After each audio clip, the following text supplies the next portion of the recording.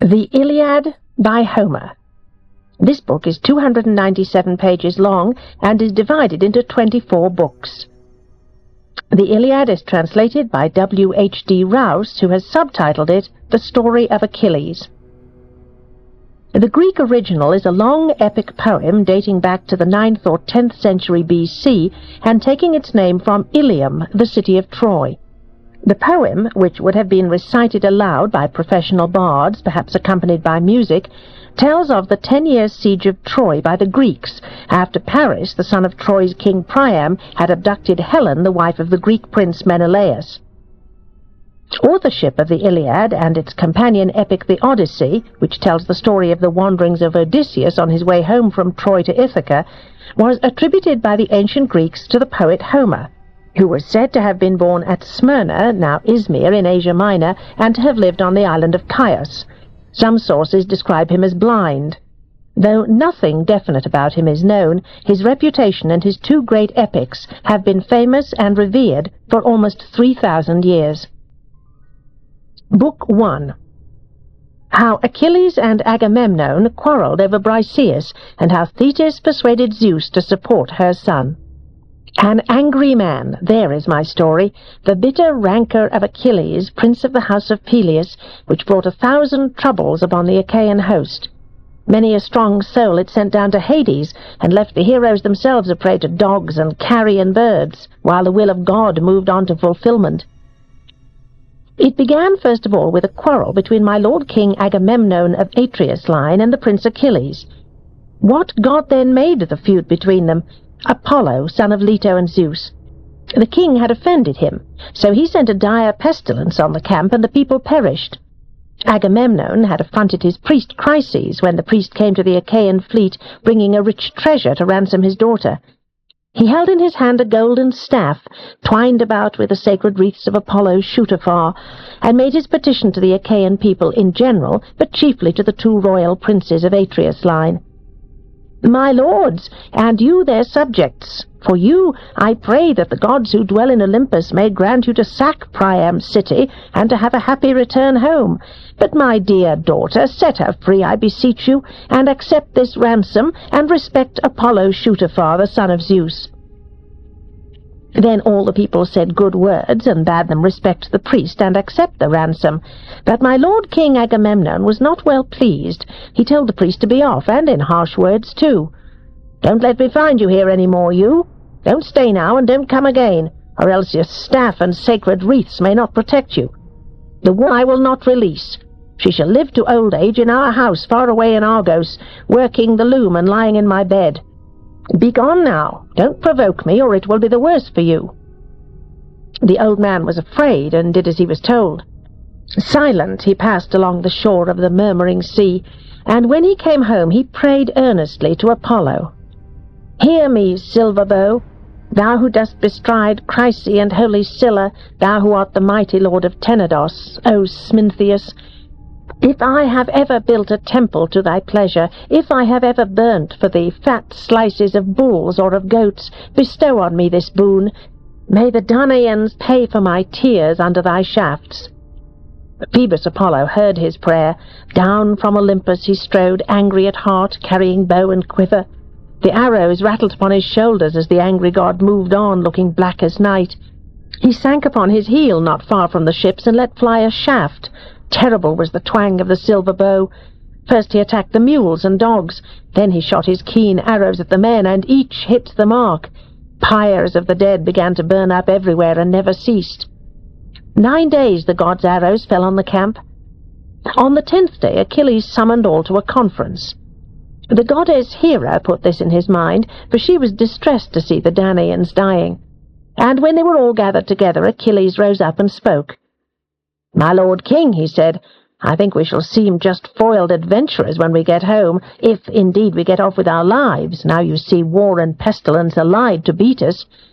Come, then, let us inquire of some prophet or priest or even a diviner of dreams, for God, it seems, doth send our dreams, and let him tell us what has made Phoebus Apollo so angry. Does he find fault with us for prayer or for sacrifice? Does he desire the savour of sheep or goats without blemish, that he may spare us this pestilence? He said his say, and sat down. Then uprose Colchis of Festor, a most excellent diviner of dreams, who knew what is and what will be and what has been in ancient days. He had guided the fleet to Ilios by the divination which Phoebus Apollo had taught him.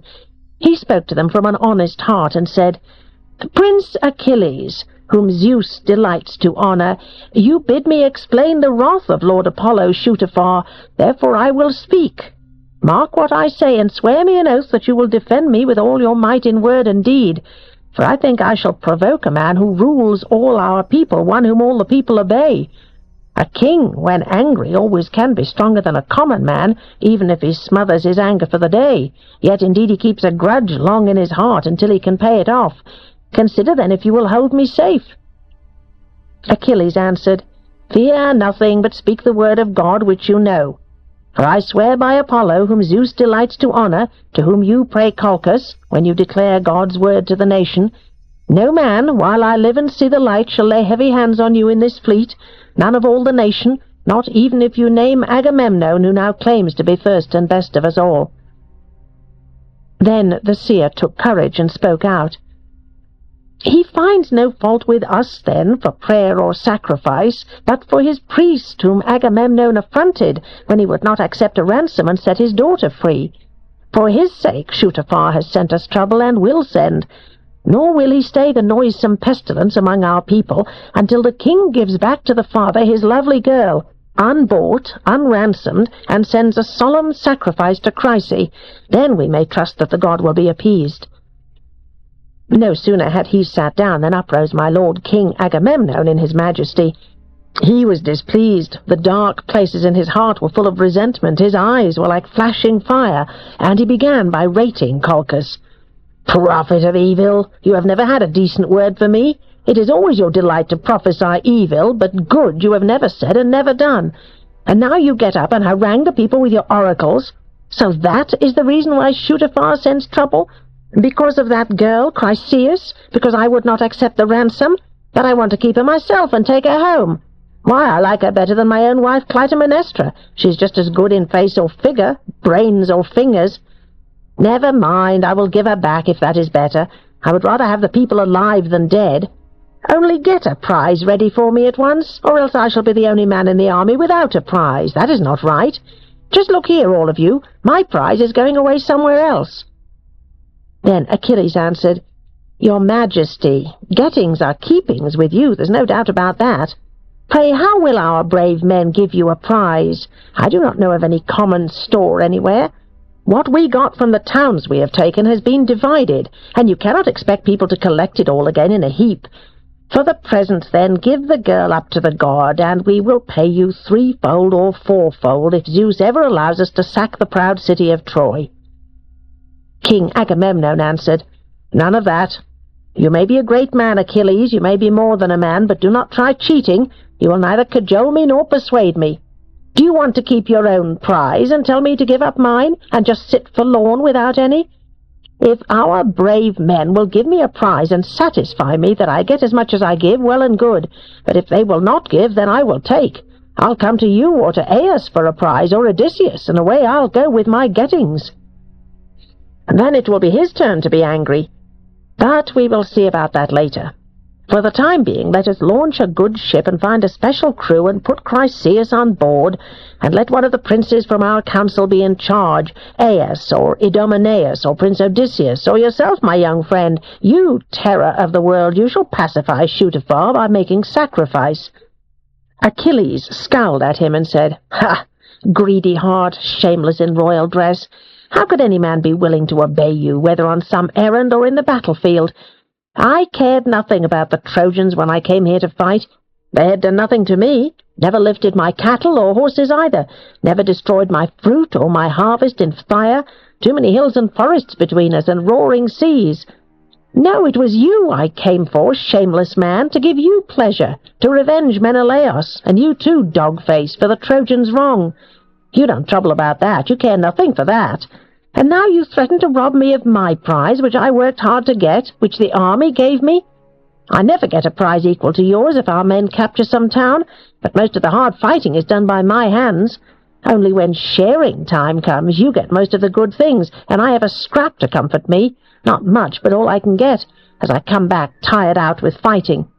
Now I will just go home to Phthia, since it is much better to take ship and go, and I don't think I shall fill my hold with riches if I stay here despised."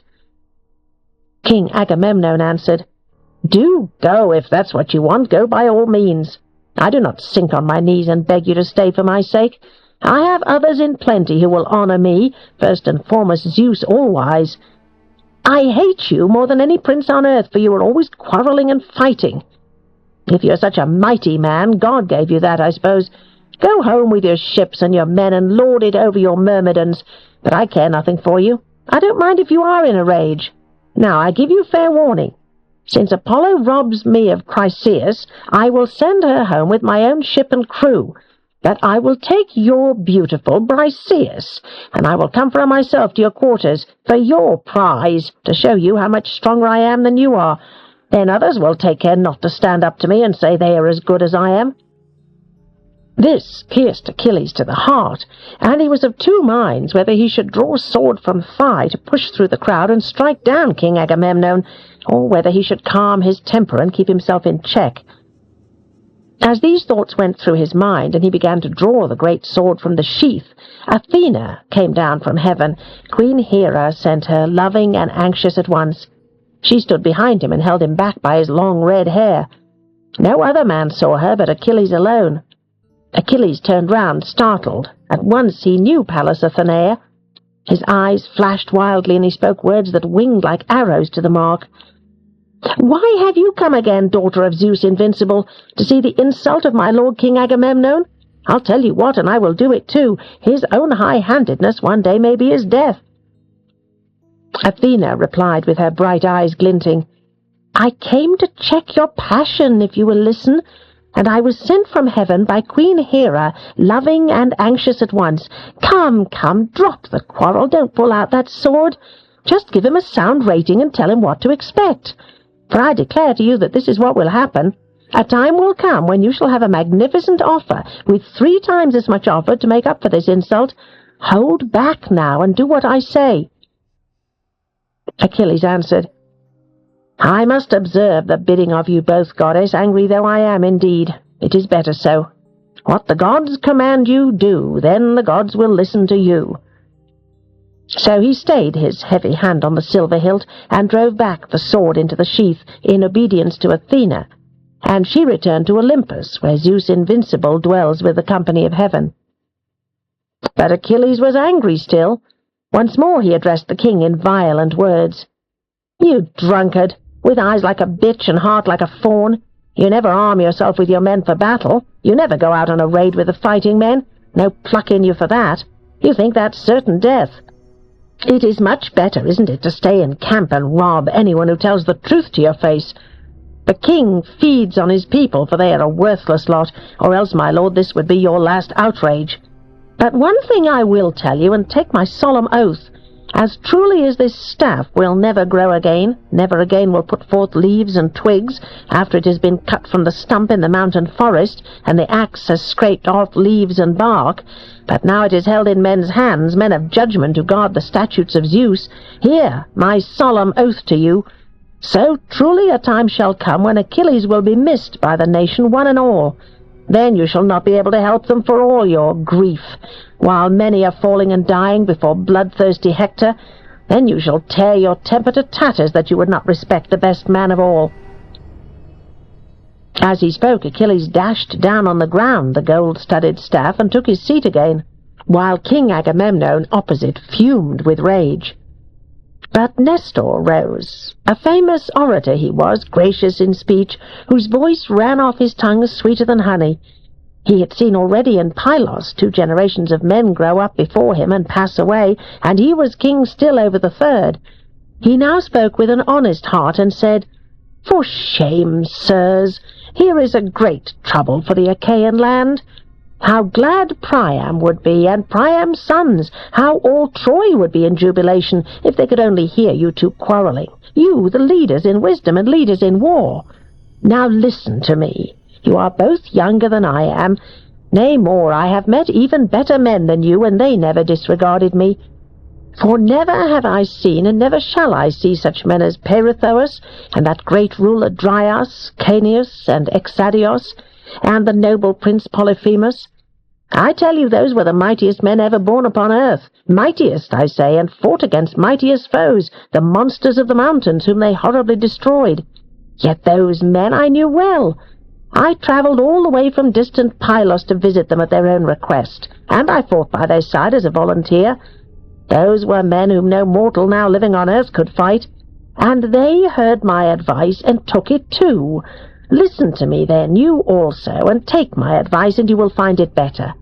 You, sir, do not rob this man of the girl, although you are strong. Leave her alone, as the army gave her to him at first for his especial prize. And you, Achilles, do not provoke your king force against force, for greater honour belongs to a sceptred king when Zeus has given him dignity. If you are a mighty man, if your mother is divine, yet he is above you, for his dominion is greater. Your grace, forget your bitterness, and I beseech Achilles to let his anger pass, for he is the strong tower of our nation against the horrors of war. King Agamemnon answered, Indeed, sir, all that you say is fair and right. But this man wishes to be above all, to rule everyone, to be king over everyone, to order everyone about. And there is someone who will not obey, I think. If the gods everlasting have set him up as a warrior, does it follow that they have set him on to call ugly names? Achilles interposed and said, Yes, for I should be called coward and outcast if I yield to you in everything you choose to say. Lay your commands on others, don't order me about, for I do not think I shall obey you any more. I tell you one thing, and you will do well to remember it. I will never use my hands to fight for a girl, either with you or with anyone. Those who gave may take away, but you shall never carry off anything else of what I have against my will. Just try and see that these also may know. Very soon there will be red blood on the spear point. They finished their bout of hard words and dismissed the assembly. Achilles, with Patroclus and his friends, returned to his quarters. Agamemnon launched a good ship and put on board 20 men with the sacrifice and brought Chryseis. Odysseus took charge, and they set sail. Then Agamemnon ordered the people to purify themselves. They cast their peace offerings into the sea and slew bulls and goats on the shore to make full sacrifice to Apollo, and the savour went up to heaven through the wreathing smoke. While all this business was going on, Agamemnon did not forget his quarrel with Achilles and the threats he had made. He called his 2 trusty servants, the heralds Talthybius and Eurybates, and gave them his orders. Go to the quarters of Prince Achilles. Take Briseis by the hand and bring her here.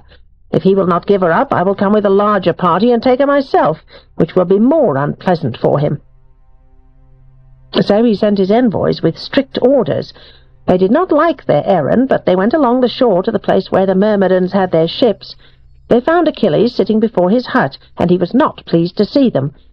They indeed were both afraid and ashamed before the young prince. They only stood and said nothing to him and asked nothing, but he understood what they wanted and spoke. Heralds, I greet you, for the envoy is held sacred by gods and men. Come near, I find no fault in you, but in Agamemnon, who has sent you for the girl Briseis. Here, Patroclus, my friend, bring out the girl and let them take her away. Let them both be witnesses before the blessed gods and mortal men, and before this hard-hearted king, if ever the people shall need me to stand between them and dire destruction. Indeed, he is mad with fury and cannot look both before and behind, so that his army may live to fight before our camp. Patroclus heard him and brought out the beautiful Briseis and handed her over to the envoys. Then they returned to their ships, and the woman followed them unwillingly. But Achilles burst into tears and went apart from his friends. He threw himself down by the grey salt sea, and gazing over the waters, stretched out his hands, calling loudly to his mother. "Oh, my mother!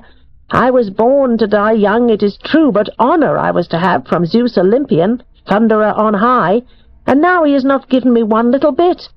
Yes, my lord King Agamemnon has insulted me. He has taken my prize and keeps it. He has robbed me himself." His divine mother heard his sorrowful cry as she sat in the depths of the sea beside her ancient father. Quickly she shot up like a mist out of the grey sea, and sat down beside her weeping son. She stroked him with her hand and said, "My child, why do you weep? What is your trouble? Tell me, don't hide it, then we shall both know." Achilles answered with a deep groan, "You know. Why should I talk when you know everything? We attacked Thebe, Eetion's famous city. We sacked the place and carried off everything. The spoil was divided, and they chose for Agamemnon a beautiful girl, Chryseis. Chryses, the priest of Apollo Shootaphar, came to our camp with a heap of treasure to ransom his daughter. He carried a golden staff twined about with the sacred wreaths of Apollo Shootaphar, and made his prayer to the whole people, but especially to the two royal princes. All the people spoke good words and told them to respect the priest and accept the ransom, but my lord Agamemnon did not like it. He told him to be off, and rudely too. The old man went away very angry and prayed to Apollo. The god heard him, for he loved the man dearly. He shot us. The deadly shafts fell all over our camp. The people died in heaps. Our prophet knew what it meant and told us Shootafar's mind. I stood up at once and advised them to pacify the god, but the king fell in a rage and threatened me, and now he has made good his threat. They are sending a ship to Chryse with offerings for the god, and the heralds have just gone from my hut and taken away the girl Briseis, whom the people had given to me. Do help your son if you can. Go to Olympus, pray to Zeus, if you have ever pleased him and served him by word or deed. How often have I heard you boasting to father at home, telling how you saved Cronion Thundercloud from violence and ruin all by yourself, when there was a conspiracy in heaven. The other Olympians wanted to tie him up, Hera and Poseidon and Pallas Athena, but you came and saved him from that by summoning old Hundred-Hand, whom the gods call Briareos, but all men call Aigeon. He is stronger than his own father. Hundred-Hand came in and sat down beside Zeus, triumphant. The blessed gods were frightened and did not tie him up. Remind him of that, mother. Fall down and clasp his knees. See if he will help the Trojans and drive the Achaeans back to their ship with slaughter.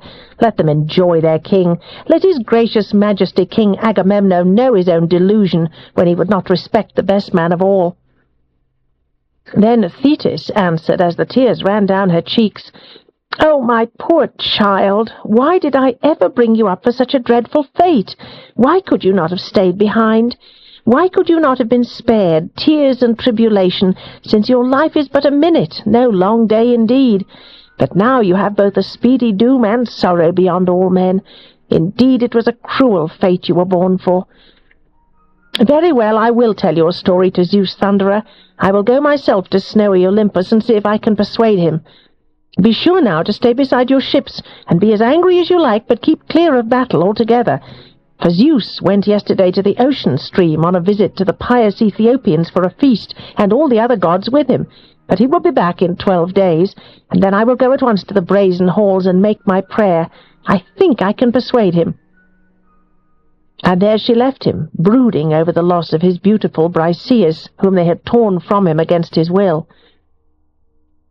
But Odysseus came safely to Chryse with his holy offerings. They entered the deep harbour and furled the sails and stowed them below. Quickly they lowered the mast into the crutch and rowed the ship to her moorings, where they dropped the anchor stones and made fast the hawsers. Then they landed and carried out the offerings for Apollo Shootaphar. Chryseis landed also, and Odysseus led her to the altar and gave her into her father's arms with these words, "Chryses, my lord Agamemnon has sent me to bring your daughter back, with a holy offering for Phoebus on behalf of the Danaans, that we may propitiate the Lord who has lately sent mourning and trouble upon the people." He gave her into her father's arms, and he received his daughter with joy. The men quickly set the holy offerings around the altar, then washed their hands and took up the barley grains. Chryses lifted up his hands and prayed aloud, "Hear me, Silver Bow, thou who dost bestride Chryse and holy Scylla, thou who art the mighty lord of Tenedos. Verily thou hast heard my prayer, and done me honour, and smitten hard the Achaean people.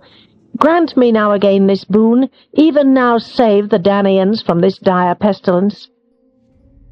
So he prayed, and Phoebus Apollo heard his prayer. And when they had all prayed and cast the barley grains, they first drew back the heads and killed and flayed, carved out the thigh slices and rolled them between pieces of fat, and laid more raw flesh upon them. Then the old priest burnt them upon sticks of wood, and poured sparkling wine over, while the young men held their 5-pronged forks ready by his side. After the thigh pieces were burnt and the inner parts were divided, they chopped up the rest and ran splits through the meat, roasted all properly, and drew it off. This work done, they prepared their meal and enjoyed it, and no one lacked a fair share. When they had all had enough, the lads filled the bowls to the brim and served the wine to all after spilling the sacred drops. So all day long the young man of Achaia appeased the god with sweet music, singing the healer's chant, a hymn to the far worker, and his heart was glad to hear. When the sun set and darkness came, they lay down to rest beside their moorings. But as soon as dawn showed her rosy fingers through the mist, at once they rose and sailed for their own camp. Apollo Far-Worker sent them a following breeze. They lifted the mast and spread the white sails. The wind filled the great sail. The purple waves swished and poppled against the stem. The ship ran free on her way over the waters. At last they arrived at their camp and drew the ship ashore high on the sands, and set up the long line of dog shores, then all scattered among the huts and the ships. But Achilles brooded still over his anger and did not move from his vessels. He never went to the meeting place, never to the battlefield, but wore out his heart where he was, although he longed for war and battle. When the 12th day dawned, the gods returned to Olympus in a body led by Zeus. Thetis did not forget her son's request, but she came out of the sea, and early in the morning she climbed to Olympus in the highest heavens. She found all-seeing Cronides sitting apart from the rest on the topmost peak of craggy Olympus. There she knelt before him and threw her left arm about his knees, catching his chin with the right hand as she made her prayer. "O Father Zeus, if ever I have served you by word or deed, grant me this boon. Give honor to my son. He of all others is to die an early death, but now see how my lord Agamemnon has insulted him. He has taken his prize and keeps it. He has robbed my son himself. Satisfy my son, Zeus Olympian most wise.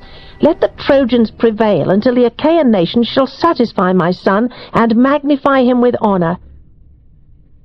Zeus Cloud-gatherer did not answer, but long sat silent, and Thetis, how she clasped his knees, how she clung fast to him and cried out once more, "Say yes now and promise me faithfully, or else say no, for you have nothing to fear. Show me that you care less for me than for any god in heaven."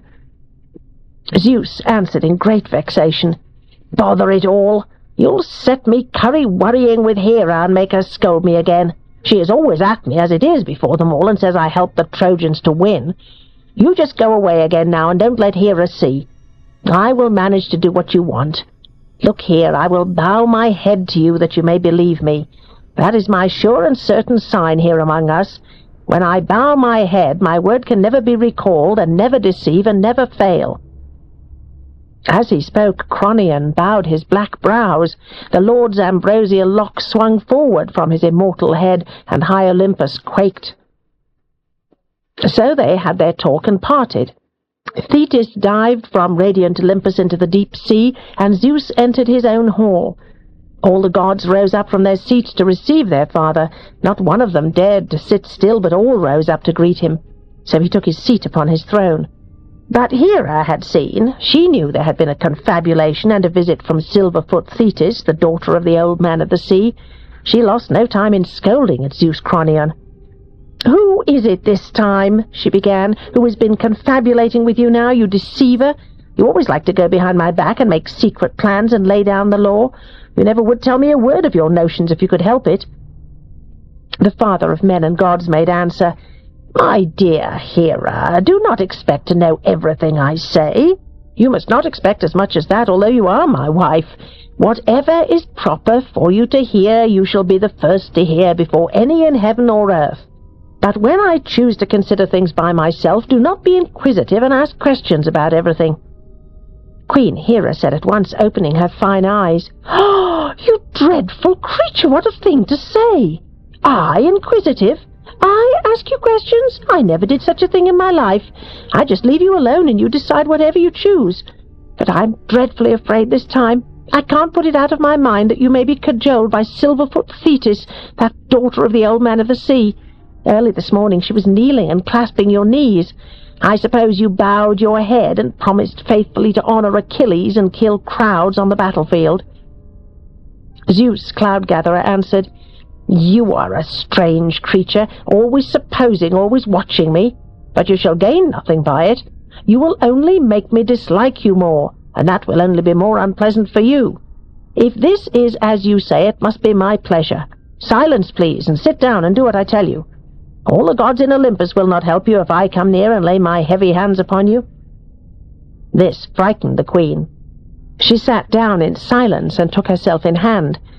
But the other gods were disturbed, and Hephaestus, the master craftsman, was the first to speak. He took his mother's side and said, "Bother it all! It is really too bad if you two quarrel like this about mortals and make a brawl among the gods. What's the pleasure in good fare with bad manners everywhere? My advice to my mother is this, and she knows it is good. Give way to dear Father Zeus, and don't let Father scold any more and spoil our breakfast. What if Olympian flash lightning choose to knock us out of our seats? He is much stronger than we are. Come now, speak him fair and gentle. Olympian will be kind in 1 minute." Then he jumped up and put the double cup in her hand, saying, "Be patient, mother dear, bear it patiently, although it hurts. I love you, and I don't want to see you beaten before my eyes. I shall not be able to help you then, however sorry I am, for Olympian is hard to tackle. Once before I tried to help you, and he caught me by the leg and threw me from the threshold of heaven. All day long I fell, and at sunset down I came in Lemnos with very little breath left in my body. There I fell, and the Sintians looked after me." Queen Hera smiled at this, and smiling received the cup from her son's hand. Then he drew sweet nectar from the bowl and carried it to all the gods, moving round rightways. Laughter unquenchable rose among the blessed gods when they saw Hephaestus' butler puffing about the hall. So they feasted all day until sunset, and there was no lack, plenty to eat and drink, a splendid harp with Apollo to play it, and the muses singing turn by turn in their lovely voices. But when the bright light of the sun sank down, they went each to his room for sleep, for the famous Crookshank Hephaestus had built them each a chamber by his clever skill, and Zeus Olympian Flash Lightning went to his own bed, where he used to sleep sound when slumber came upon him. Into that bed he climbed and slept, with Queen Hera by his side.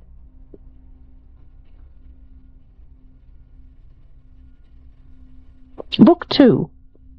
How a dream came with a message from Zeus, and how the Achaeans debated in their camp the names and numbers of the two hosts.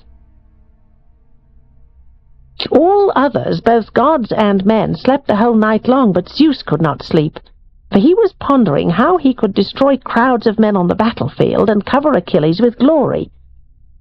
It seemed to be the best plan to send a bad dream to King Agamemnon, so he called one and spoke plainly and to the point. "Away, bad dream, go to the Achaean camp, enter the hut of King Agamemnon, and tell him exactly what I say. Bid him arm the Achaeans with all haste, for now he may take the city of Troy. The Olympians are no longer divided. Hera has now bent them all by her entreaties, and troubles hang over the Trojans." Away went the dream. Quickly he flew to the camp and made his way to King Agamemnon's hut, where he found the king deep in blissful sleep. The dream leaned over his head in the shape of Nestor Neleides, whom Agamemnon respected most of all the elders, and spoke in these words, "You are asleep, O son of Atreus, the lord of many horses. No master mind ought to sleep the whole night long, when his cares are so many and nations are in his charge. Now hear me quickly. I am a messenger from Zeus, who far away cares for you and pities you. He bids you arm the Achaeans with all haste, for now you may take the city of Troy. The Olympians are no longer divided, since Hera has bent them all by her prayers, and troubles hang over the Trojans from Zeus. Be sure to keep this in your memory, and forget not when honey-hearted sleep shall leave you." Then the dream departed and left him there, believing what was destined not to be done. For he thought he would take Priam's town on that day, foolish man, and he knew not what Zeus meant to do. For Zeus was yet to bring more sorrow and groaning upon Trojans and Danaans both before the war should end. The king awoke with the divine voice echoing about him. He sat upright and slipped into his fine, soft tunic and threw a wide cloak about him. Next he laced his boots and slung the silver-studded sword over his shoulders. Then he took up the sceptre of his fathers, which had been handed down from generation to generation, and holding this he made his way among the ships.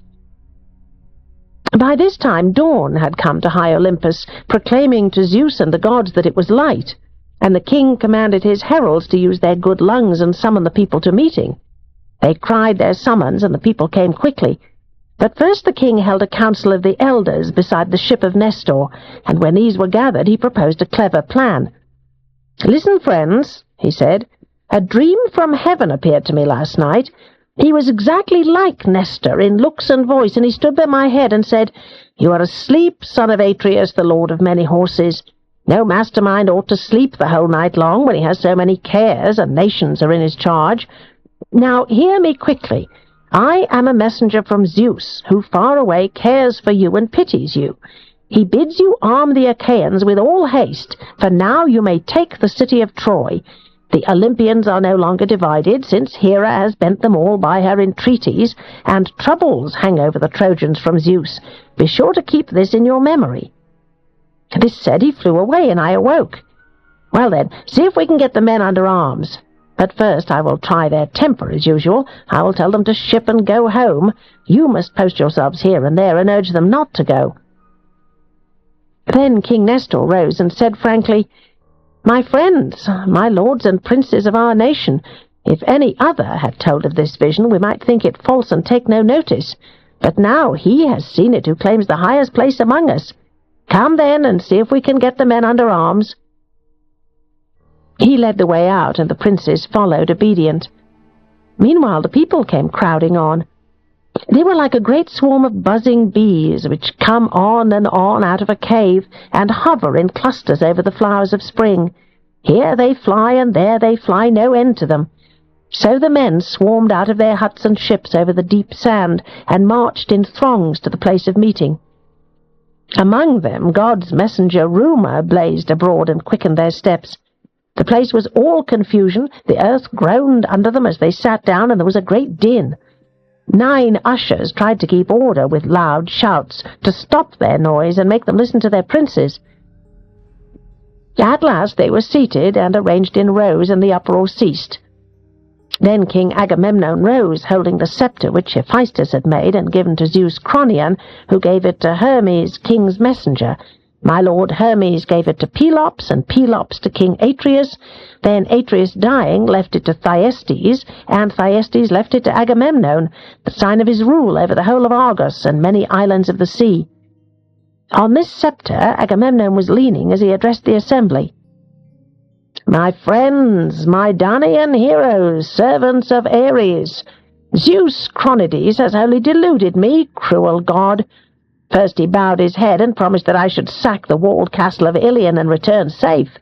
But as it seems now, his will was to ruin and deceive. He bids me return inglorious to Argos after losing thousands of men. Such, I suppose, is the pleasure of Zeus high and mighty, who has overturned many towering cities, and yet will overturn, for his power is greatest of all.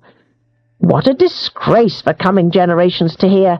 How this great host of Achaeans fought so long for nothing, and failed like this, no end to be seen yet, and against fewer men too. For just consider, suppose we should make a truce, and both Achaeans and Trojans have a count, pick out all the householders of the city, and sort ourselves in 10s, and each 10 choose 1 Trojan to pour our wine. Many 10s would be without a man to pour. So many more are we, I tell you, than the Trojans of the city. But they have allies from many other places, good soldiers, who baffle me and keep me from taking the city as I want to do. 9 years gone, as you see, thanks to Zeus. Our ship's timbers are rotten, as you see, and rigging loose. Our wives and our children, I suppose, are sitting at home and waiting for us, and here is the work we came to do undone like this. Well, I will tell you what we must do now. Let us go on board and sail home again, for Troy we shall never take." These words excited the great multitude who had not been present at the council. The assembly was stirred like the long billows of the Icarian Sea when a sudden squall from east or south has burst out of the clouds of heaven. Then, as a strong west wind stirs a deep cornfield, rustling the ears and bending them low, so all that gathering was stirred. With loud clamour they rushed towards their ships. The dust rose under their feet and hung over them in clouds. They shouted to one another to get hold of the ships and draw them down into the sea. They cleared out the running ways and knocked away the dog shores. Their noise went up to the heavens as the multitude pressed for home. And they would have gone, fate or no fate, if Hera had not observed it. She called Athena and said, "Bless us all, Atritone. Look there, daughter of Zeus Almighty. Is this to be the end? Are they to go like this, sailing over the sea for home, and leave the boast to Priam and his people? Leave their own Argive Helen, after losing so many lives in this foreign land, to get her back? Go now to the camp, speak to each man in your kindly way, hold them back and keep them from launching their ships." Athena lost no time. She shot down from the peaks of Olympus and found Odysseus standing not far from the ships, but he did not lend a hand to launch them because his heart was full of regret and sorrow. Athena came up to him and said, with her bright eyes glinting, "Odysseus Laertiades, can you do nothing now, my prince? Is this to be the end? Will they tumble aboard and go sailing home? Will they leave their boast to Priam and his people? Will they leave their own Argive Helen after so many men have died in a foreign land to get her back? Don't stand idle here. Go among your men, speak to each fellow in your kindly way, and keep them from launching the ships."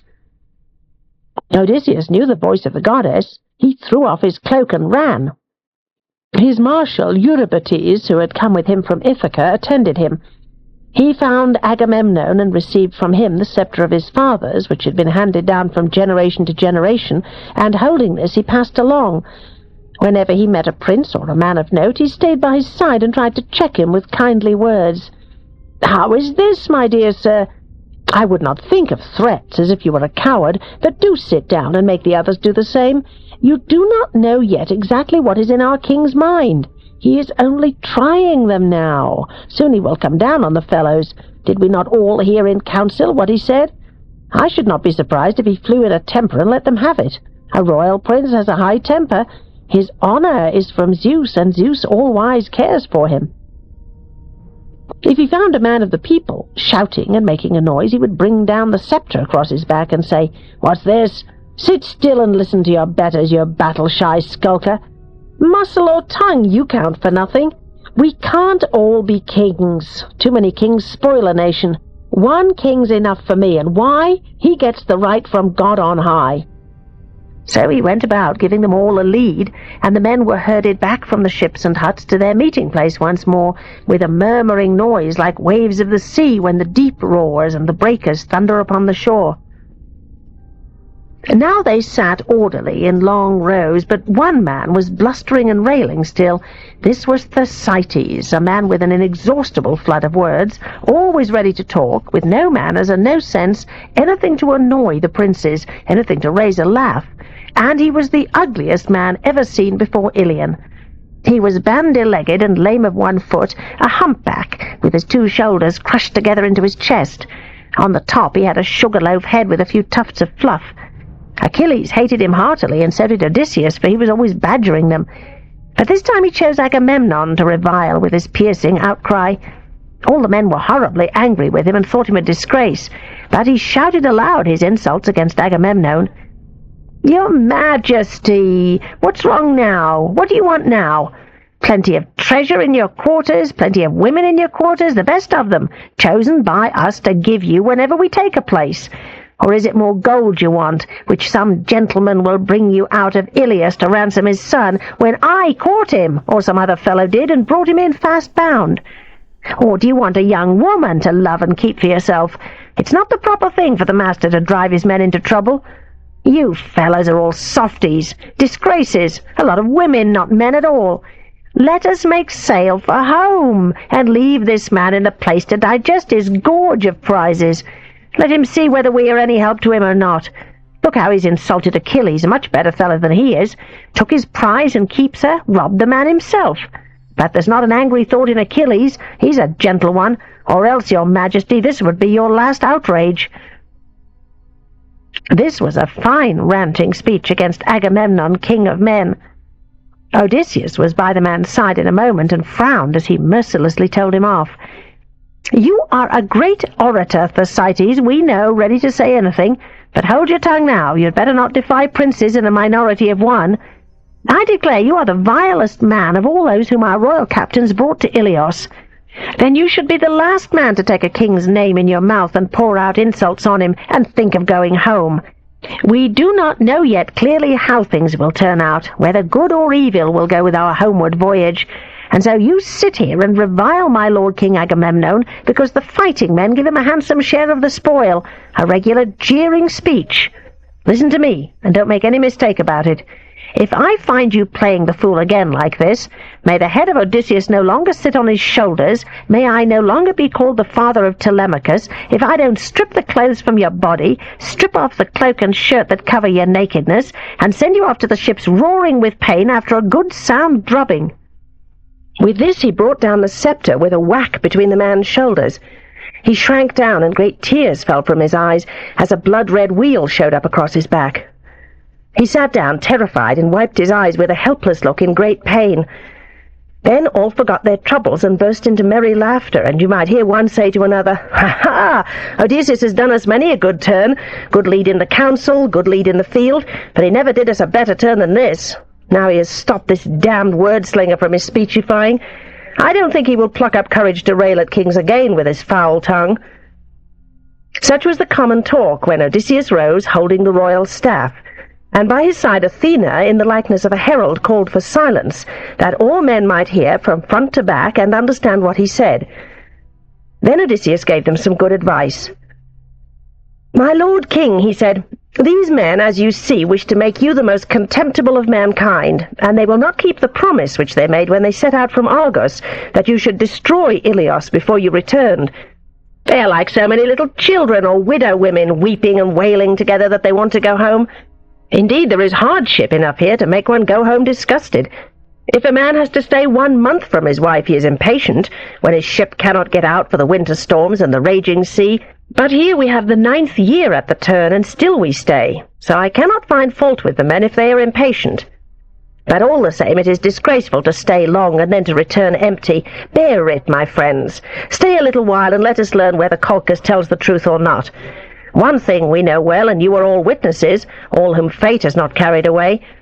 Only the other day, when the Achaean fleet was gathering in Aulis, bringing terror for Priam and his people, we were sitting round a spring neath a holy altar, and did solemn sacrifice to the immortals under a fine plane tree with the clear water flowing from its roots. Then a great sign was seen, a serpent with dappled back, a frightful creature which the Olympian himself had sent into the light, shot from under the altar and leapt upon the tree. In that tree were a sparrow's chicks, quite young, huddled under the leaves on the topmost branch. There were 8 chicks, that made 9 with the mother. Then the serpent swallowed the chicks, chirping piteously. The mother fluttered about, wailing for her young ones. He quivered round and caught her by the wing, screaming. As soon as he had swallowed the chicks and the mother, God made him disappear as he had made him appear, turned him into stone. We all stood amazed at this miracle. When this strange portent had come into our sacrifice, Calchas at once told us the meaning. He said, "Why stand ye silent, men of Achaia? We have seen a great miracle of Zeus all-wise, late shown, late to be fulfilled, which will be told for ever and ever. As this serpent swallowed the sparrow and her chicks, 8 chicks, 9 with the mother, so for 9 years we shall make war there, but in the 10th we shall take the great city. That is what he told us, and now all shall come to pass. Come now, men of Achaia, stay here one and all in this place until we take the strong fortress of Priam." The whole assembly cheered loudly at these words, and the echo of their cries resounded among the ships. They were well pleased with the speech of Odysseus, but Gerenian Nestor had something to say too. "Upon my word," said he, "you are like a lot of boys playing at debate. Much you care about real fighting. What will become of our compacts and our oaths? Into the fire with all the plans and schemes of men, into the fire with our libations and our hand-claspings on which we put our trust.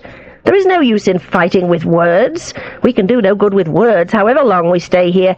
You, my lord king, as before, lead your men with unshakable will to the battlefield, and let these cowards dwindle away, the 1 or 2 with their independent parliaments. They will never do anything. What is their plan? Don't wait, but back to Argos. Don't wait for God Almighty to see whether his promise is a lie or not. For I tell you, the Lord did bow down his proud head on that day when Argos set sail in those ships laden with death and destruction for Troy. On that day lightning flashed on the right hand and showed omens of good. Then let no man think now of flight, now before he has taken some Trojan's wife to bed, before he has avenged our struggles and groanings for Helen's sake. But if anyone is so horribly in love with flight, let him lay hands on his own ship, that he may perish and die before the rest of us. And you, my lord, it is yours to decide, but listen to good advice. My own advice is not to be thrown away. Sort out the men by tribes and clans, Agamemnon. Let clans support clan and tribe support tribe. If you make them do this, you will know at once which of your captains and which of your men is good or bad, for they will be fighting among their own people. You shall also know whether it is God's will that you fail to take the city, or the cowardice of the men and their folly in the field. Agamemnon answered, I declare, sir, once more you show yourself best in debate out of all the nation. O Father Zeus, Athenaea, Apollo! If I only had 10 such counsellors in the nation, soon that city of King Priam would bow her head, stormed and sacked by our hands. But trouble and sorrow is my lot. Zeus, Chronides Almighty, has thrown me into fruitless quarrels and bickerings. Here am I and Achilles fighting about a girl, railing at each other, and I began it. If we can only make it up, there will be no delay, not one moment. Troy will be done for. Now then, men, dismiss for your meal, and let us make ready for battle. Sharpen your spears, each man. Look to your shields. Give the horses a good feed. See that the chariots are all right. Let war be the word. This whole day is for hard fighting, for there shall be no truce, not one moment, until night shall come and part the furious hosts. Sweat shall run over many a chest under the strap of his covering shield. Many a hand shall tire in grasping the spear. Sweat shall bathe the horse's flanks as he pulls the tight car. And if I see anyone shirking the fight and dallying beside the ships, he shall have no hope to escape the carrion dogs and vultures. At this speech a loud cheer arose from the multitude, like the roar of the waves against a headland on some rock-bound shore when the south wind drives them against a cliff that has no peace from the waters in all the winds that blow. They rose and hurried, scattering among the ships. They lit their smoking fires and made their meal, and they offered sacrifice to the everlasting gods, each man to his own, praying to be spared death in the maul of war. My lord King Agamemnon sacrificed to awful Cronion a fat bull of 5 years. Then he summoned the elders and chief men, Nestor first, and lord Idomeneus, Aias the Great and Aias the Lesser, and Diomedes, and 6th Odysseus, his counsellor, wise as Zeus himself. Menelaus, that stout champion, needed no summons, for he knew himself what his brother was about. These all stood round the bull and picked up the barley grains, while my lord Agamemnon uttered the prayer.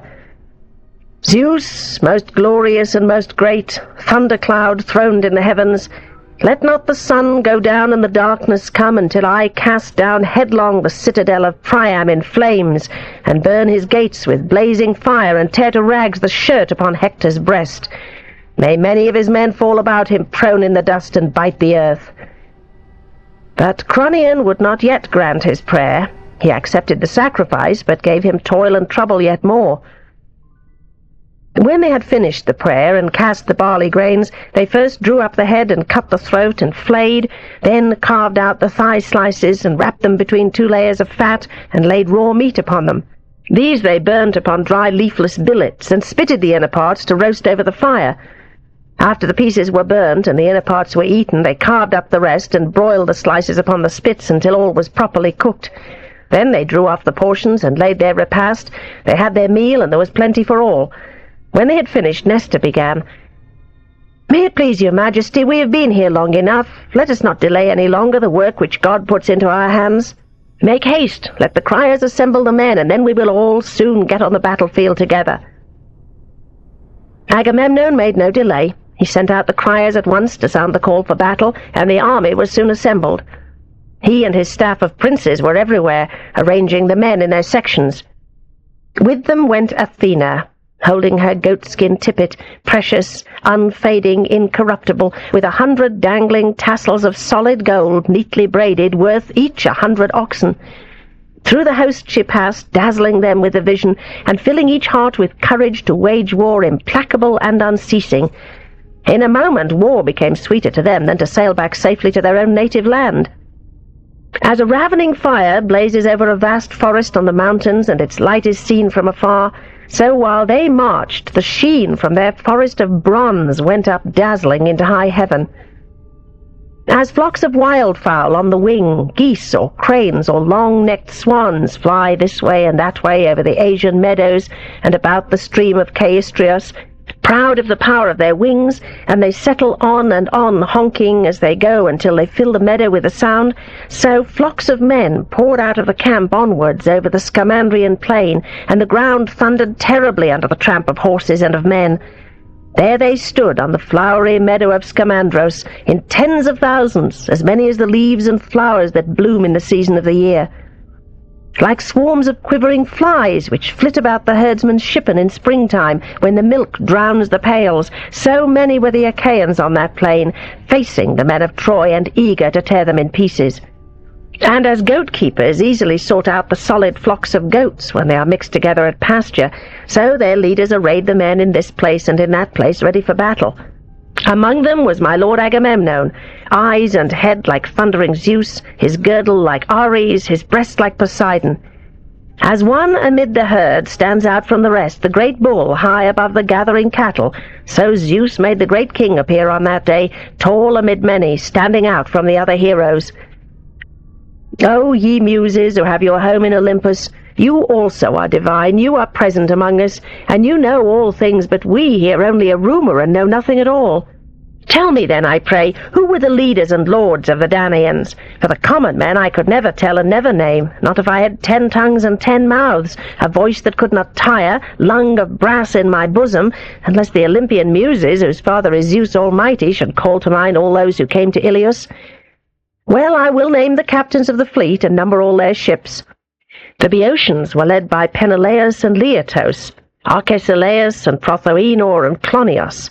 These came from Hyria and rocky Aulis, from Skoinos and Skolos, from hilly Etionos, from Thespia, Graea, and widespread Mycalessos, from the districts round Harma, Eileason, and Erythrae, from Elion, Hyli, and Petion, Alcalea and the well-built fortress of Medion, from Copai and Eutresis and Thisbe with its flocks of doves, from Coronea and grassy Haliartos, from Platea and Glycis, from the well-built fortress of Hypothobai, and from sacred Onchestos, the glorious grove of Poseidon, from grape-clustered Arne and Medea, from Nysa the divine and Anthedon lying upon the coast. From these came 50 ships, and in each 120 Boeotian lads. There were those who dwelt in Aspledon and Mineaean Orchomenos, led by Ascaphalus and Ialmenos, son of Ares. Their mother was Astyoche, a maiden of high rank. Their father was mighty Ares, who lay with her in secret. She bore her sons in her upper chamber in the house of Actor Esseides. 30 ships were their squadron. The Phocians were there, led by Schedios and Epistrophus, the sons of a proud man, Iphitus Nabalides. These came from Kyparissus and rocky Python, Chrysa the divine, and Daulis and Panopeus. Others came from Animorea and Hyampolis, or lived along the noble river Cesiphos, or at Lilaea beside the noble springs of Cesiphos. 40 black ships were in this command. Their captains kept their lines of battle close on the Boeotian left. The Locrians were led by runner Aias, King Oileus' son. The lesser Aias, not so big as the Telamonian, far smaller indeed. He was quite small and wore a linen corslet, but with spear he excelled all the Hellenes and Achaeans. These men came from Kynos and Opoeus and Calioros, from Bessa and Scaphe and lovely Argeia, from Tarphe and Thronion beside the streams of Boagrius. Their captain had 40 black ships of the Locrians, who were settled opposite sacred Euboea. There were the Abantes, breathing fury from Euboea, who held Colchis and Eretria and grape-clustered Histiaea. Cerinthos by the sea and the steep castle of Dios, with those of Charistos and Styra, all led by Eliphenor Chalcodontiades, a true sprig of Ares, chief of the proud Abantes. His men followed him, quick men with hair grown long behind, spearmen ready and eager to push their ashen pikes and tear the tunics off their enemies' breasts. He had 40 black ships with him. There were the men of Athens, that well-built citadel, the people of great heart Erechtheus. In ancient times he was born out of Mother Earth, and Athena, the daughter of Zeus, nursed him and set him up in Athens in her own rich temple. There the Athenian lads seek his favour with bulls and goats as the years roll on. These Athenians were led by Menestheus Petius' son. No mortal man upon this earth was ever his equal in marshalling horses and spearmen. Nestor alone could challenge him, for he was the elder. He commanded 50 black ships. Aias from Salamis brought 12 ships, which he ranged beside the Athenian lines. There were the men from Argos and Tiryns, with the massive walls, from Hermione and Asine, which hold the deep gulf, from Troezen and Aeoni and vine-clad Epidaurus. Achaean lads from Aegina and Marses. These were led by Diomedes, the stout champion, and Sthenelos, the son of famous Capaneus. Third with them was Euryalus, noble as a god, the son of Megistaeus Talionides, but Diomedes was their commander-in-chief. They had 80 black ships in their squadron. There were the men from Mycenae, that well-built citadel, from rich Corinth and comely Cleone, from Orneae and Arethyria the beautiful, and Sicyon, where Adrastus was king at first, from Hypericea and steep Gonoessa, from Pellene and Aigion, from all Aegialus and wide Helice. These were led by King Agamemnon Atreides, 100 ships. His men were the most and the best of all, and he was among them himself in bronze armour, proud and conspicuous because he was the best and his people the most. There were the men from Lacedaemon, with its wide valley and long ravines, from Pharis and Sparta and dove-haunted Mysi, from Brysaea and beautiful Augea, from Amyclae and Helos, the castle by the sea, from Laas and from Oitylos. They were led by his brother, the stout champion Menelaus, 60 ships. They had their station apart.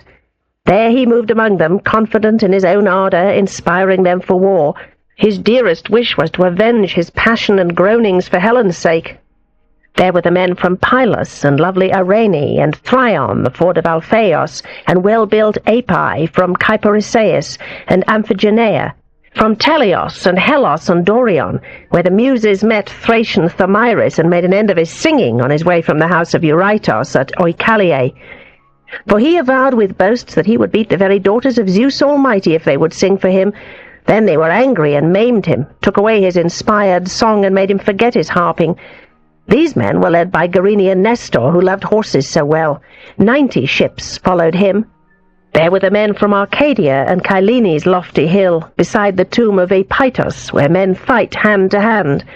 From Phenius and Orchomenos, with all those flocks of sheep. From Rhipe and Stratia and windy Enipse. From Tegea and lovely Mantinea. From Stymphelos and Parrhasia.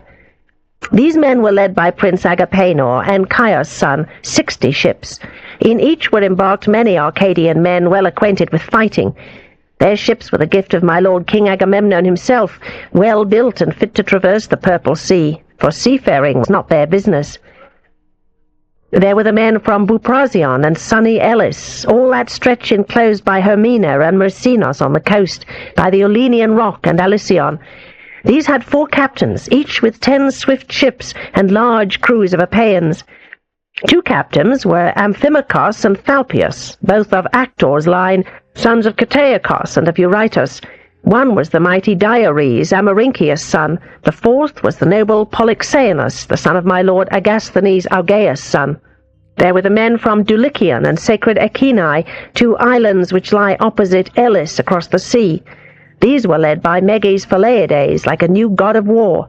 Phyleus, his father, the famous horsemaster whom Zeus loved, had passed over to Dulichion when he quarrelled with his father. Meges had 40 black ships. But Odysseus led the proud Cephalenians, who were settled in Ithaca and Neriton, with its quivering trees, in Crocylea and rugged Aegylips, in Zacynthus and in Samos all about, and they held the mainland opposite these islands. These were all under Odysseus, a man wise with the wisdom of Zeus himself. 12 ships he had, all with vermilion cheeks. The Aetolians were led by Thoas Andreamon's son, those who came from Pleuron and Olenus and Pylene, from Colchis by the seashore and rocky Calydon. For the sons of proud Oeneus were no more, nor he himself, and red-headed Meleagros was dead, whose lot had been to rule over the Aetolians. Thoas had 40 black ships. The Cretans were led by Idomeneus, the famous spearman. They came from Knossos and Gortys, the walled city, from Lyctos and Miletus and chalk white Lycastus, from Phaistos and Rhytion, flourishing cities both, and others from the 100 cities of Crete. These were led by Idomeneus the spearman and Meriones, one like death dealing Enyalios in person. They had 80 black ships under them. Tlepolemus, a great handsome man and a son of Heracles, brought out of Rhodes 9 ships of sturdy Rhodians, who came from the 3 districts of Rhodes, Lindos, Ialissos, and chalk-white Camera. Their leader, Tlepolemus, was a famous spearman. His mother was Astyochea, whom Heracles brought out of Ephyra from the river Seleueis after he had sacked many cities of lusty young fighting men. But as soon as Tlepolemus grew up, he killed his father's uncle Lycymnios, the sprig of Ares, who was then growing old. At once he built ships and gathered a great company and took flight over the sea, for he had been threatened by the other son and the grandson of his puissant father. He suffered much on his travels, but came at last to Rhodes. There his people settled in 3 tribal divisions. They were dear to Zeus, the lord of both gods and men, and he poured out infinite wealth upon them. Nireus, again from Cyme, brought 3 ships. Nireus, the son of radiant Aglaea and gracious Carapos. Nireus, the handsomest man of all the host before Troy, next to the admirable Achilles. But he was feeble, and few followed him. There were the men from Nisyrus and Crapathos and Cassos, from Cos, the city of Eurypylos, and the Calydnian islands. These again were led by Phaedippus and Antiphos, 2 sons of King Thessalus, whose father was Heracles. They had a squadron of 30 ships. Now again there were those from Pelasgian Argos, from Alos and Alope and Trachis, from Thea and Hellas, the land of lovely women. These were named Myrmidons and Hellenes and Achaeans. There were 50 ships of these, led by Achilles. But these had no mind for the din of battle, when there was no one to lead them to their place. For Prince Achilles lay idle beside the ships, angry for the loss of beautiful Briseis, whom he had chosen out of Lyrnessos after a hard fight. When he had destroyed Lyrnessos and the walls of Thebe, and cut down Mynes and Epistrophos, the 2 warlike sons of King Euenos Celepiades. That is why he lay idle in sorrow, but he was soon to rise up again. There were the men from Phylake and flowery Pyrassos, the precinct of Demeter, from Itone, mother of sheep, from Antrone by the seashore, and Pteleos in the grassy meadows. These again had been led by Protesilaus the warrior while he yet lived, but by that time he was deep in the black earth. His wife was left in Phylake, tearing her 2 cheeks for woe, with the house only half finished. He was killed by a Dardanian as he leapt ashore first of all the Achaeans. Yet the men were not leaderless, though they missed their leader, but they were taken in charge by Podarches, a true sprig of Ares, son of Iphicos Phylacides, the master of many flocks, own brother to proud Protesilaus, but younger. Protesilaus was older and a better man of war, but the men did not want a leader, although they missed the good man they had lost.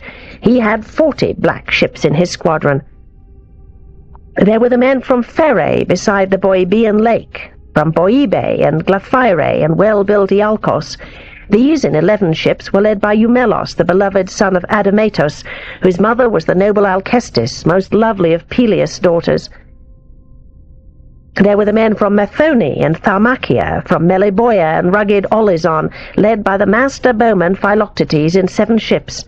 50 oarsmen were in each ship, all expert with the bow. But Philoctetes lay in an island suffering dreadful pain in sacred Lemnos, where they had left him behind, tormented by a horrible wound from a poisonous serpent. There he lay in suffering, but the Argives were soon to remember my lord Philoctetes. Nor were his men leaderless, though they missed their leader, but they were taken in charge by Medon, the bastard son of Oileus and Rhene. There were the men from Tricca and Ithome amid the hills, and from Oichalie, the city of Eurytus. These were led by the 2 sons of Asclepius, Podalerios and Machaon, good physicians both. Their squadron was 30 ships. There were the men from Ormenios, and from the fountain Hypereia, and from Asterion and the white crags of Titanos, led by Eurypylus, the fine son of Euaemon. 40 black ships were his. There were the men of Argissa and Gertone, from Orthe and Elone and white Oloeson. These were led by Polypoetes, that trusty fighter, the son of Peirithous, whose father was Zeus immortal. His mother, Hippodamia, conceived him on that very day when Peirithous punished the shaggy monsters, when he drove them out of Pelion away to the Aithices. He was not alone. With him was Leontius, that true sprig of Ares, the son of proud Coronus Caeneides, and they had 40 black ships. Gunius from Kyphos had 40 black ships.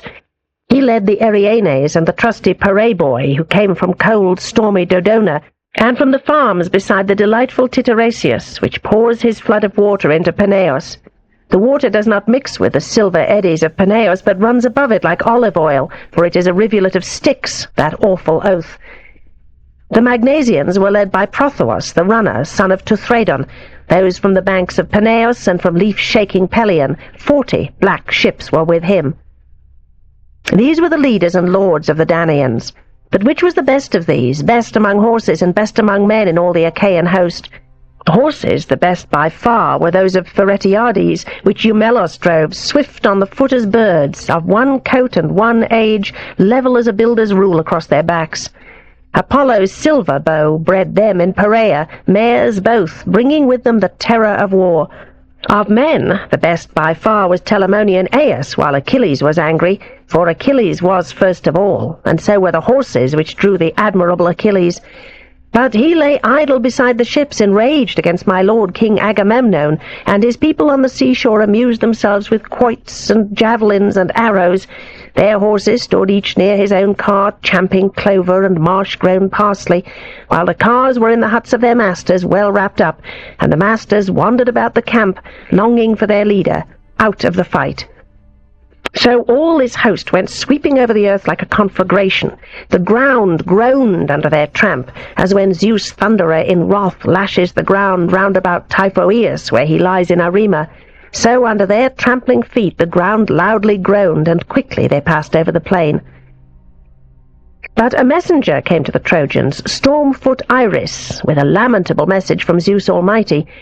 They were in conclave by the city gates, all assembled together, both young and old. Iris came near and spoke to Priam with the voice of his son Polites, who was the Trojan scout. He used to post himself on the barrow of old Iciates to watch when the enemy was coming out, and then ran back at full speed. Iris made her voice like his, and said to Priam, "Sir, you go on talking forever as if we were still at peace. But here is war upon us, overwhelming war. Indeed, I have been in many battles already, but such a host and so many men I never did see. Like the leaves of the forest or the sands of the seashore, they are coming over the plain to attack our city. Hector, you are the man I want, and this is what you must do. We have many allies about the walls from all parts of the country, and each has his own language. Let each man take charge of his countrymen and tell them where to go." Hector at once dismissed the assembly, and they hurried to arms. All the gates were opened, the men poured out, horse and foot. There was a great uproar. Now there is a steep hillock away in the plain, with a clear space all round, which men call Batiaea, but the immortals call it Dancing Myrene's Barrow. There the Trojans and allies mustered their ranks. Hector Priamides commanded the Trojans. He had under his own hand much the larger division of armed spearmen and the best men. The Dardanians were led by Aeneas, son of Anchises. His mother was the divine Aphrodite, who lay with Anchises on the foothills of Mount Ida, goddess with mortal man. With Aeneas were the two sons of Antenor, Archilochus and Acamas, complete warriors both.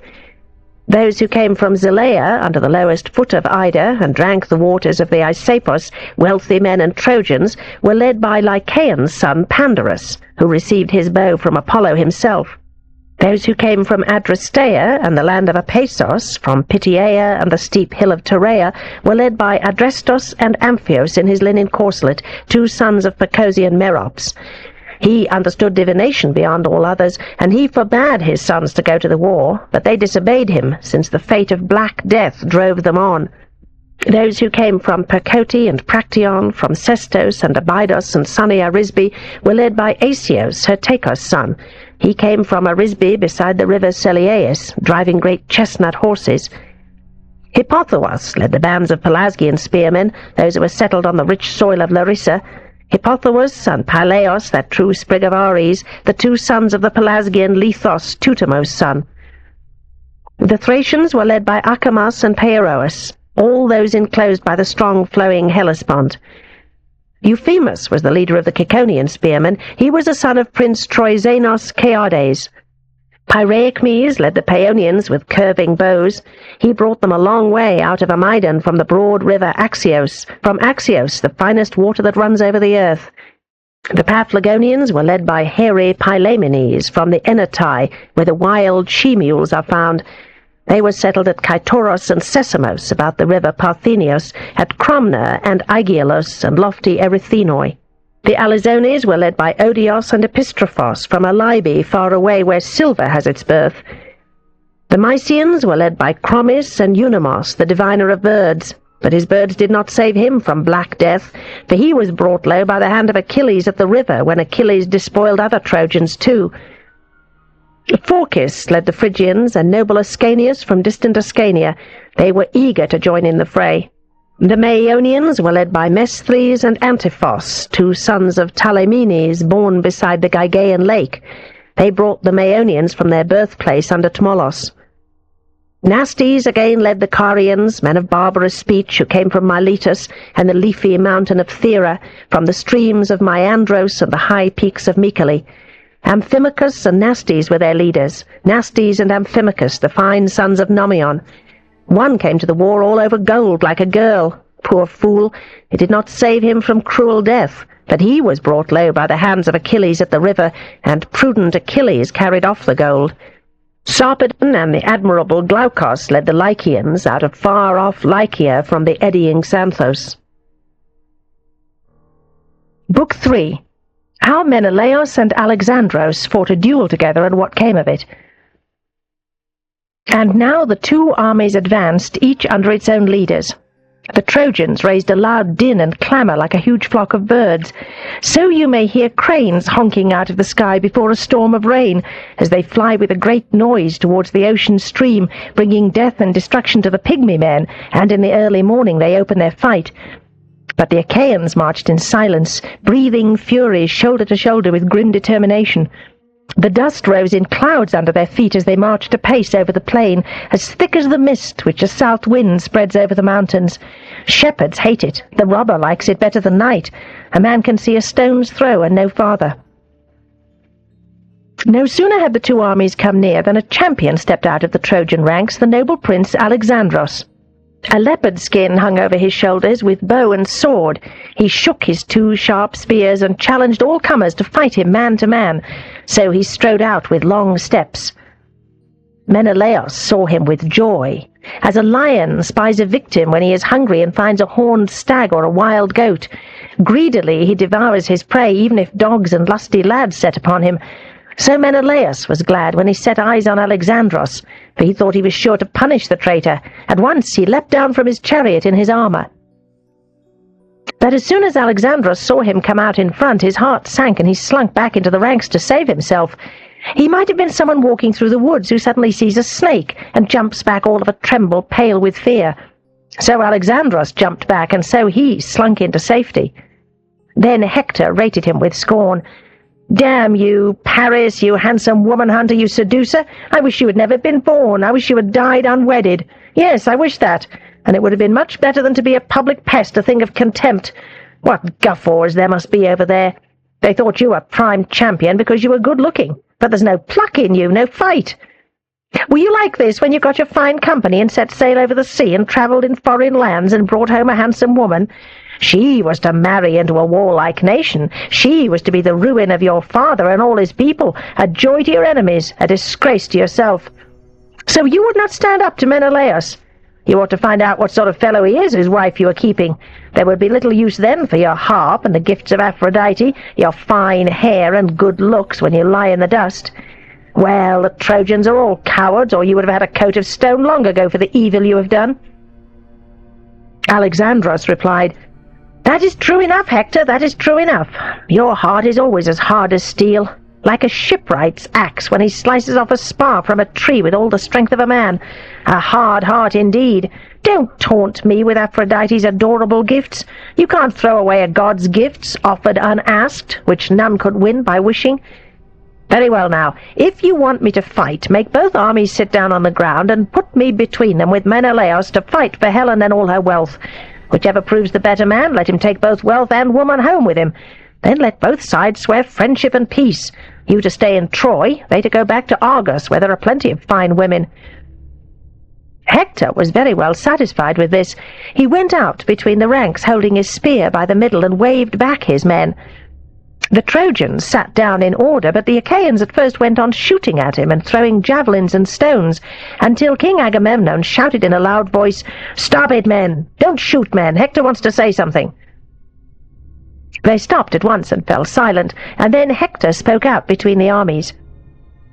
"Hear me, Trojans, and you men of Achaia, while I give you a message from Alexandros, who is the cause of our war. He asks that both Trojans and Achaeans lay down their arms on the ground, and let Menelaus and himself fight a duel for Helen and all her wealth. Whichever proves the better man shall take both wealth and woman home with him. Then let both sides swear friendship and peace." All heard this in silence. Then Menelaus cried out, "Hear me also. This touches me most nearly, but my mind is that Achaeans and Trojans should now be reconciled. You have suffered enough for this quarrel of mine which Alexandros began. Whichever of us is fated to die, let him die, and let the others make friends forthwith. You bring 2 lambs, a white ram and a black ewe for Earth and Sun, and we will bring another ram for Zeus. Call his grace King Priam, that he may take the oath himself, for his sons are overbearing and faithless, and we do not wish anything done to violate the solemn oath. Young men's minds are always a-flutter, but when an old man is there, he looks both before and behind to see that the best is done for both sides." Achaeans and Trojans were all glad that there was some hope to end that lamentable war. They arranged their chariots in order. The men got out and put off their armor, laying it all upon the ground close together, and leaving a small space between the armies. Hector sent 2 heralds into the city to fetch the animals and to call Priam. King Agamemnon sent Talthybius to the camp with orders to bring the ram. Meanwhile Iris had her own errand to Helen. She took the likeness of her good sister Laodice, the most beautiful of Priam's daughters, the wife of Helicaon, Antenor's son. Iris found Helen in her room. She was weaving a great web of purple stuff, double size, and embroidering in it pictures of the battles of that war which 2 armies were waging for her sake. Iris came up to Helen and said, "Come along, my love, and see a wonderful sight. They were all fighting in the plain like fury, and now all of a sudden they are sitting down, not a sound to be heard, no more battle, all leaning upon their shields and their spears stuck in the ground. But Alexandros and Menelaus are going to fight for you, and you are to be the wife of the winner." These words pierced Helen to the heart. She longed for her husband of the old days, for home and family. At once she threw a white veil over her and left the house quickly, with tears running down her cheeks. 2 maids were in attendance, Aethra and Clymene with her great eyes. They made their way to the Scaean gate.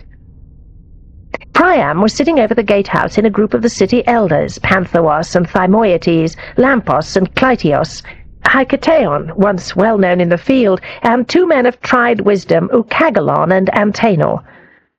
These were old men, long past their fighting days, but excellent speakers. There they all sat on the tower, chirruping in their thin old voices like so many crickets on a tree. As they saw Helen coming up, they whispered to one another in plain words, "No wonder Achaeans and Trojans have been fighting all these years for such a woman. I do declare she is like some divine creature come down from heaven. Well, all the same, I wish she would sail away and not stay here to be the ruin of us and our children." But Priam called Helen to his side. "Come here, my dear child, and sit by me, to see your husband that was, and your family and friends. I don't blame you, my dear. I blame only the gods for sending that host of enemies to bring tears to our eyes. Tell me the name of that prodigious man yonder. Who is he, that big handsome man? Others there are a head taller, that is true, but so fine a man I never did see, or so royal. He is every inch a king." Helen answered, "You do me honor, my dear good father. How I wish I had died before I followed your son here and left my bridal chamber and my family, my beloved daughter and all my young friends. But that was not to be, and so I pine away in sorrow. But I must answer your question. That is the great King Agamemnon of the house of Atreus, a good king and a strong spearman both. He was my own good brother, to my shame, as sure as ever he was born." The old man gazed at him with admiration and said, "Atreides, you are blessed indeed, a son of fortune, happy in your lot. A great nation indeed is under your sway. I have travelled as far as vine-clad Phrygia, and there I saw hosts of Phrygian men with their dappled nags, the people of Otreus and splendid Mygdon, who were there campaigning on the banks of Sangarios, for I was among them as a volunteer on the day when the Amazons came, those women as good as men. But all those hosts were not so many as the Achaeans here." Next the old man asked about Odysseus. "Tell me again, dear child, who is that? A head shorter than my lord King Agamemnon, but broader in shoulders and chest. His arms lie on the ground, and he is patrolling the ranks of men like a tame wether. Indeed, he looks very like a thick-fleeced ram marching through a flock of white ewes."